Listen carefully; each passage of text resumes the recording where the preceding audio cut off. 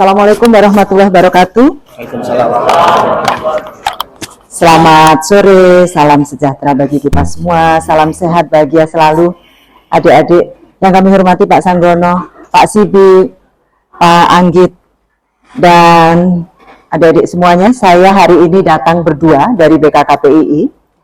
Saya Sri Baini Cahyani, Ketua BKKPII. Lalu di sini ada Pak Arief Kuswanto, Pak Arief. Ini adalah Sekjen, Sekretaris, ya, yang kami ada satu kepengurusan yang baru dilantik, baru disahkan, tapi dilantiknya nanti pada tanggal 9 November, disahkan pada tanggal 14 Oktober, jadi baru ya. Kalau di BKKPII wakil ketua otomatis jadi ketua. Nah, Undang-Undang 11 diturunkan dalam bentuk peraturan pemerintah. Di sini lebih kepada bagaimana teknisnya, ya. Lalu visinya menjadi pendorong kemandirian bangsa dan sebagai agen perubahan dan pembangunan. Kita tahu insinyur akan melekat pada kalimat apa? Infrastruktur industri, ya. Berdirinya cukup lama, 52, dan di mana berdirinya dan siapa foundernya? ITB adalah yang memberikan kontribusi dari situ. Jadi dari sejak 52 sampai 2010-an dipegang ITB. Visinya menjadi organisasi profesi yang mampu menjembatani antara perguruan tinggi, pemerintah, industri menjadi satu kesatuan yang bersinergi dalam menunjang keinsinyuran, khususnya dalam hal ini kimia. Ada badan kejuruan sipil, ada badan kejuruan teknik industri, ada badan kejuruan kelautan, pertanian, dan sebagainya, ya. Jadi itu semua yang kaitannya dengan insinyur. Kami memiliki moto BKKPII ini adalah Rumah Insinyur Kimia Indonesia. Gitu. Mengapa disebutnya rumah? Home, gitu ya, karena supaya nyaman, karena kita adalah organisasi nirlaba yang berisi sekumpulan para insinyur-insinyur dengan berbagai peran dan bidangnya masing-masing. Kalau kita bicara SWOT, ya, kelemahannya tahu, tapi potensinya, peluangnya ada, kekuatannya tahu, tapi ancamannya juga ada, gitu ya. Nah, oleh karena itu, inilah harapannya, perkumpulan ini bisa memberikan masukan kepada pemerintah. Maka kami ingin menjadi mitra pemerintah yang bisa memberi masukan-masukan agar apa? Agar industri efektif, agar industri berkembang, khususnya industri kimia, agar peran-peran ini bisa, peran-peran insinyur ini yang menjadi human capital. Sekarang adik-adik paham ya, bahwa SDM itu adalah sumber daya manusia. Bukan bicara mengenai human resources lagi, tetapi menjadi human capital. Sangat berbeda antara human resources dengan human capital. Human resource ya dieksploitasi. Para pegawai dieksploitasi karya-karyanya untuk kepentingan perusahaan. Tapi kalau human capital itu adalah modal, capital, modal. Jadi para pegawai ini adalah modal. Setiap keunikan-keunikan, keahlian-keahlian, spesialisasi yang dimiliki oleh pegawai itu akan menjadi modal bagi perusahaan, ya, untuk tumbuh berkembang dan menjadi ciri khas. Nah, itulah bedanya mengenai human capital. Jadi nanti treatmentnya akan berbeda. Makanya kurikulumnya juga kurikulum berbasis kompetensi. Karena kompetensi ini sebenarnya adalah perpaduan antara skill dan knowledge. Ya, skill dan knowledge. Ini value dari BKKPII 3C, kompetens, sudah pasti. Sudah sampai lulus adalah syarat ya. Kalau nggak lulus-lulus nanti kandidat insinyur ya. Kalau kandidat dokter itu banyak. CD itu udah banyak karena memang menyelesaikannya agak susah ya. Saya hampir 5 tahun Untuk jadi dokternya aja saya sudah nyari tempat yang swasta. Karena kalau yang negeri, saya pasti di DO. Sudah tahu sendiri saya. Ya, jadi direksi pasti nggak mungkin saya fokusnya di situ. Sambil di sela-sela Sabtu Minggu ambil cuti lah. Ya. Kolaborasi. Kami akan berkolaborasi, tidak mungkin kami tidak kolaborasi sebagai mitra pemerintah.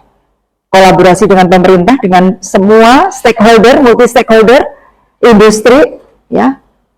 Pentahelik kami akan mainkan di sana dan BKKPII sebagai panjahitnya. Panjahitannya itu BKKPII, ya. Karena kaki kami ini isinya rumah insinyur itu ada rumah akademisi, ada rumah insinyur yang ada di pemerintah, ada rumah insinyur yang ada di pelaku usaha, ada rumah insinyur yang ada di media, ada rumah insinyur yang ada di masyarakat community, asosiasi dan sebagainya. Itulah yang bisa kami lakukan sebagai dalam bentuk kolaborasi. Dan terakhir, care. Kami peduli bahwa kami teman-teman yang sukses, ya, teman-teman insinyur yang sukses akan menggandeng tangan adik-adik yang mahasiswa, akan menggandeng tangan teman-teman alumninya atau non alumninya yang sama-sama untuk bisa sama-sama maju. Sekilas tadi ada Dewan Pembina, Pak Nanang Untung sebagai Ketua Dewan Pembina, pengurus pusat saya sebagai Ketua Umum, lalu Majelis Uji Kompetensi MUK ketuanya siapa Mas? Yoga, Pak Yoga,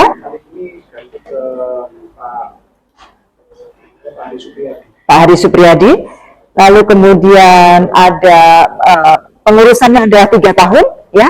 3 tahun, Ibu cuma sampai 2024 sampai 2027, nanti 2027 Ibu naik menjadi Dewan Pembina, wakilnya Ibu akan menjadi ketua. Saya harapkan nanti ke depan akan ada banyak gender juga, ya. Ini baru saya pionirnya, supaya ada sedikit bunganya gitu ya, semuanya begini. Nah, tiba-tiba oh ya pas warnanya juga agak ngejreng sedikit kerudungnya, jadi jadi udah kelihatan gitu ya. Sekarang ini coba kita lihat PII ada 87.000. Coba lihat, kasihan banget ya. Ini kita cuma 4.000 loh. 4.000 aja yang tidak aktif itu 2.000. Tidak aktif itu apa maksudnya? Lupa bayar iuran anggota, cuma lupa. Gitu. 300.000 per tahun itu lupa. Gitu. Jadilah tidak aktif. Karena begitu bayar jadi aktif. Sebenarnya itu.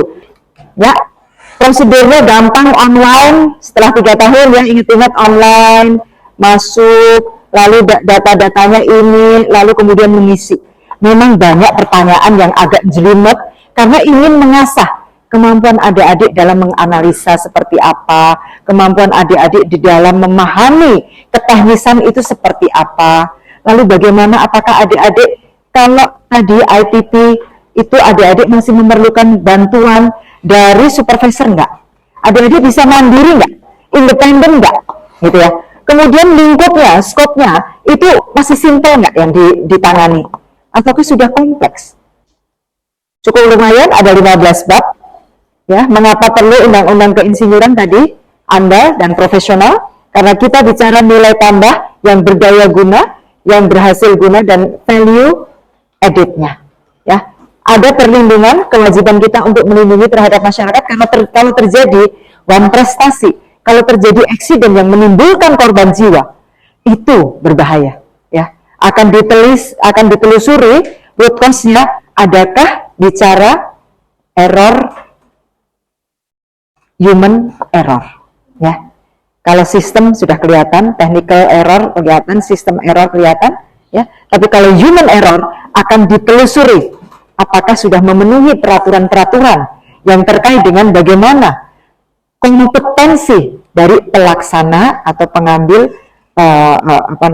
pelaksana di lapangannya, pengambil kegiatannya tersebut. Kemudian pembangunan berkelanjutan berwawasan lingkungan.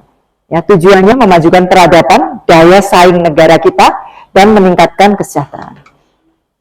Bab 1 biasa ketentuan umum, isinya definisi apa yang maksud ini, maksud dan tujuan dan sebagainya.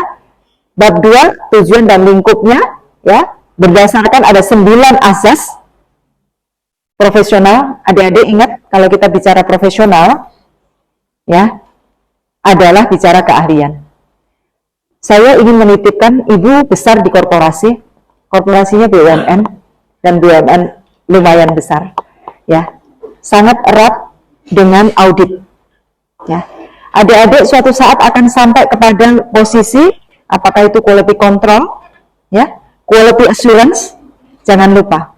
Jadi kalau kita bicara sustainable, itu adalah bicara di setiap aspek. Cakupan keinsinyurannya ada disiplin teknik, ya.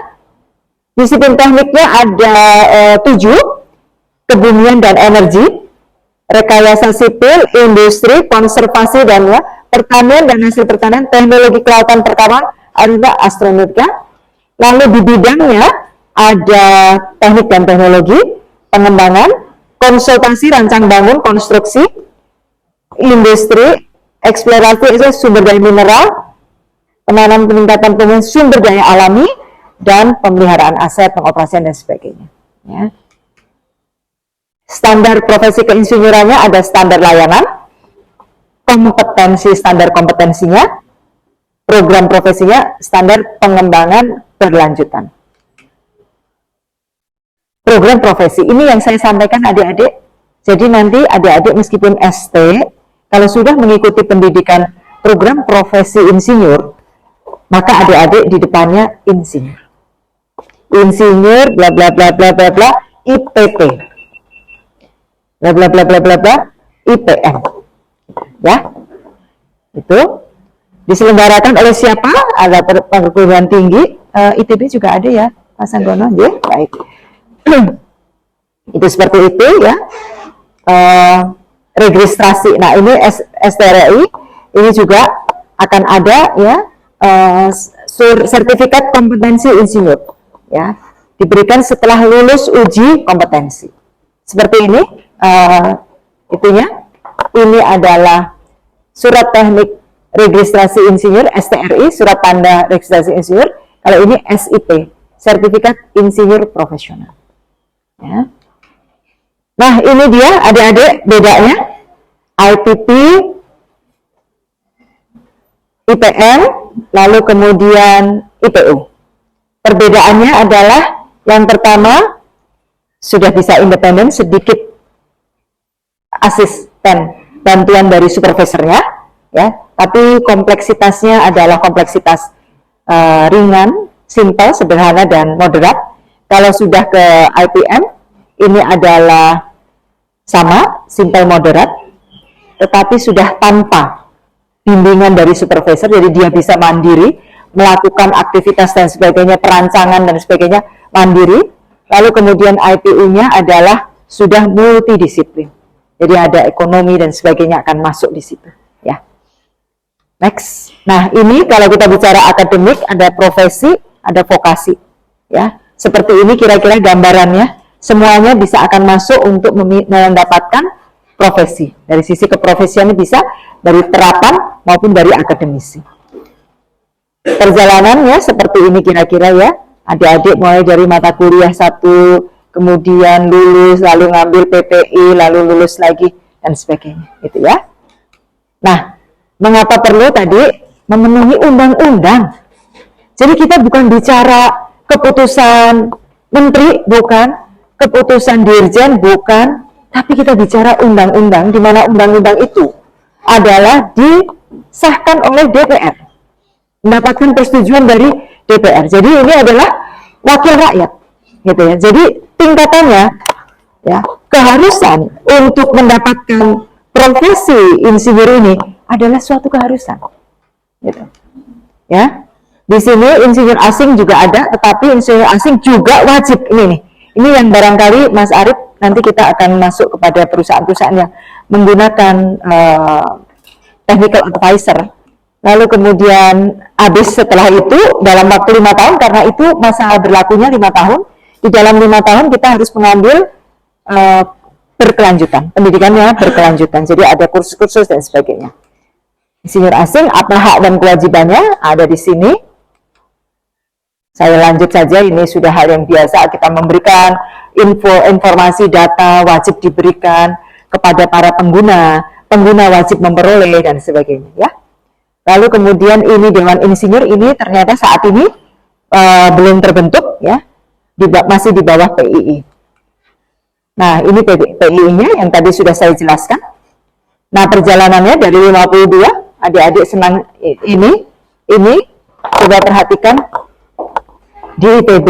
Jadi adik-adik cukup harus berbangga bahwa ITB adalah memiliki satu milestone pendirian PII. Jadi kalau adik-adik tidak meramaikan sendiri PII, sayang, wong adik-adik lahir dari sini. Adik-adik harus membesarkan, karena nama ini nama besar. Ya, nama ini nama besar. Lalu kode etik. Nah, ini ada kode etik, adik-adik. Kode etik itu seperti biasa, kalau kita bicara mengenai 9 azas dipatuhi, sudah pasti comply terhadap kode etik. Kode etik akan terlanggar apabila dari 9 azas tersebut itu ada yang tidak dipenuhi. Ya. Lalu di sini organisasinya berubah-berubah ya. Ada beberapa yang berubah itu adalah biasanya di bentuk-bentuk di sini ada bidang-bidangnya gitu, biasanya akan mengikuti dinamika kebutuhan gitu ya. Lalu kemudian di sini organisasi dari 2014 sampai 2017 seperti apa, sekarang pun sudah berubah gitu ya. Tapi hampir semua sama. Kalau ini kami komunitas menjadi satu, jadi Center of Excellence. Kemudian tetap ada bidang-bidangnya tetap ada. Pembinaannya ada bagaimana, ada audit kinerja insinyur, meskipun saat ini itu masih belum powerful ya, tetapi sebenarnya undang-undang ini sudah mengatur dengan cukup detail bagaimana pelaksanaan pengelolaan keinsinyuran ini. Nah, ini yang tidak sesuai oleh bukan insinyur, oleh insinyur asing. Sekarang ini kalau di medsos ya, reviewer hanya karena dia sudah praktisi, kadang-kadang mereka reviewer padahal sebenarnya dia tidak memiliki latar belakang teknik gitu ya. Ya. Memang sesuatu sekarang ini dengan media sosial seperti ini, dengan mudahnya kita mencari Google. Kalau kita semua nih, para insinyur ini nggak pada daftar, tercatatnya tuh tadi tuh 87.000, itu sudah se-Indonesia loh. Padahal jumlah penduduk Indonesia 282 sekarang juta. Itu tadi berapa angkanya? 87.000, berapa persen? Coba itu berapa persen lah, serem ya. 0, udah nggak ketahuan. Coba kalau itu ditanya Indonesia, kalau kita bikin statistik nih, Indonesia 280 ini certified engineer profesi 87, 0,000. Kira-kira daya saing Indonesia bagaimana? Ini bicara mengenai indeks human capital readiness. Ya, jadi kita harus care. Kan nggak mahal ya, 300.000 per bulan, per tahun untuk mempertahankan. Untuk masuknya memang berjuta, ada juta ya. Tapi kalau adik-adik nanti masuk di perusahaan, itu bisa menjadi beban pelatihan, ya, beban pelatihan bagi perusahaan. Wajib perusahaan memberikan pelatihan, ya. Jadi ingat angka 87 tadi itu masih 0,000 sekian. Ketentuan pelatihan seperti biasa dalam waktu 3 tahun setelah diundangkan udah kelewat, semuanya harus yang dulunya meskipun belum dapat masih ST gitu ya, harus sudah mencari insinyur gitu. Oke. Dah mau masuk ke yang nomor 3, tapi mau tanya dulu nggak? Silahkan kalau ada yang mau ditanyakan, didiskusikan ya. Buat insinyur ini kan Ibu seperti yang dipaparkan bilangnya 3 tahun setelah lulus kuliah, itu apakah ada seperti jatah bidang itu? Jadi kayak kan beberapa bidang ada yang teknik dan manufaktur dan sebagainya. Kalau untuk satu orang itu biasanya ada jatah harus mengambil hanya satu bidang saja atau bisa beberapa bidang. Terus yang kedua itu kan ada insinyur profesi pertama, insinyur profesi media dan utama ya Bu. Itu apakah kalau bidangnya yang diambil sama itu baru bisa naik ke media dan utama? Apakah dengan dengan kalau kita ngambil bidang yang berbeda itu harus atau kembali lagi ke pratama lagi ya Bu? Nanti pada waktu assessment itu akan menunjukkan tadi IPU itu udah multi gitu ya. Jadi kalau kemudian pada waktu assessment saya melakukan ini, ada interdisiplin yang berbeda, kemudian ada multi bidang yang berbeda, akan ketahuan, oh ini sebenarnya sudah pantas masuk di IPU, oh ini sudah pantas baru di IPP, atau ini baru di IPN. Gitu. Itu berdasarkan dari assessment pada waktu adik-adik nanti mengisi yang namanya FAIP. Ya. FAIP itu apa Mas? Formulir aplikasi insinyur profesional. Ya, gitu. Jadi enggak nanti IPP bidang apa, IPP bidang enggak. Ya.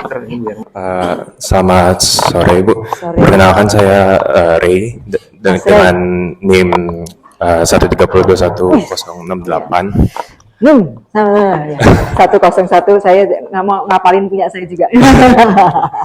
Silakan Mas. Saya izin bertanya, tadi kan khususnya PII itu memfasilitasi sertifikasi profesi yang tadi IPP, IPM, dan IPU, dan bahkan kalau ada insinyur asing itu juga diharuskan untuk mengambil. Tapi untuk secara skala internasional, itu apakah gelar insinyur profesi itu dapat bersaing di skala internasional, dan kayak kalau misalkan untuk teknik kimia, apakah ada gelar yang sama dalam taraf internasional gitu? Oke, terima kasih. Ya, Mas Ren, betul, bagus. Jadi PII ini udah punya kerjasama dengan AFEO, ya, ASEAN Federation Engineer Organization, ya. Jadi sama nanti IPP IPM ini nanti belakangnya kalau masuk ke internasional ke ASEAN Eng. Lalu kalau ke Asia Pasifik namanya APEC ya, APEC Engineer. Ya, jadi ada. Dan itu kesetaraan itu sudah menjadi ratifikasi secara nasional dan internasional. Jadi jangan lupa nanti saya berikan contoh-contoh. Mas Arif itu apa? APEC ya, APEC juga ya. ASEAN Eng dan APEC Eng. Kalau saya baru ASEAN Eng. Gitu. Dan itu mudah. Setelah adik-adik dari IPP sudah boleh Mas, APM ya, minimal APM, tadi makanya tulisannya yang IPM tadi itu adalah standar internasional. Jadi begitu IPM, insinyur profesi media, dia langsung ada sandarannya atau kesetaraannya dengan internasional profesi. Industri kita, kalau dibiarkan ini sama, belanjanya juga lesu, ya tambah lebih rendah lagi, ya. Tapi itu bukan. Makanya bicara pengangguran masih ada ya. Ini saya ingin mengajak adik-adik kritis, meskipun kita kimia, tapi ujung-ujungnya orang-orang yang sukses harus ada tambahan ilmu-ilmu lain selain teknik kimia ya. Sebentar, habis ini saya cepet aja. Ini PJMN udah ya, nanti adik-adik baca sendiri ya. 17.845 indikator pengukurannya. Bagaimana di sini adik-adik nanti ada yang akan diajak pergi ke Bali ya, karena di tahap 1 2025-2009 kita bicara CCS, CCUS, dan itu sudah masuk di dalam program yang disahkan undang-undang. Jadi kalau sekarang mau fokus di oil and gas, belajar CCS, CCUS, di situ letaknya ya. Mau fokus karena Indonesia memiliki potensi basin yang akan menjadi ada salin water ya, itu nanti yang akan diinjek menjadi lokasi, dan ini sudah ada di dalam Permen SDM, Permen Pak Menteri Arifin. Pak Menteri Arifin adalah Menteri Energi yang satu-satunya teknik kimia. Ya, kita cukup berbangga ada orang teknik kimia yang sampai kepada Menteri. Ya, dan itu lahir dari ITB. Tepuk tangan dong. Ya, luar biasa Pak Arifin, kalau tahu senang banget. Nanti saya mau foto, saya kirimkan ke Pak Arifin, Pak, saya sama adik-adik Bapak. Ya, jadi kita bicara itu ya, CCS masih di sini tetap ada. Lalu kita bicara nuklir. Adik-adik, kimia masih erat kaitannya dengan nuklir ya. Tolong, nuklir adalah sesuatu keniscayaan. Nuklir sesuatu keniscayaan. 5 tahun sekali reviewing, aman. Hanya soal mindset aja. Mari kita sama-sama bicara itu, karena ini sangat praktis, cepat, huge. Kebutuhan akan lebih cepat kalau ini bisa masuk, ya. Dan sekarang bukan soal scale-nya gede, tapi menujunya scale yang kecil. Small modular reactor, micro modular reactor itu menjadi sesuatu yang saat ini tren dari nuklir, ya. Saya direktur anak perusahaan, dirut anak perusahaan, lalu saya dinaikkan jadi direktur di PLN, direktur, lalu 2 bulan saya direktur, saya diberikan jabatan rangkap sebagai PLT dirut. Dari situ saya akhirnya bisa menjadi tenaga ahli menteri, yang dulunya saya eksekutor. Saya orangnya eksekutor. Anak buah saya mulai dari jam 6 pagi sampai jam itu pasti udah siap dengan handphone. Ya, masih. Assalamualaikum warahmatullahi wabarakatuh. Selamat sore.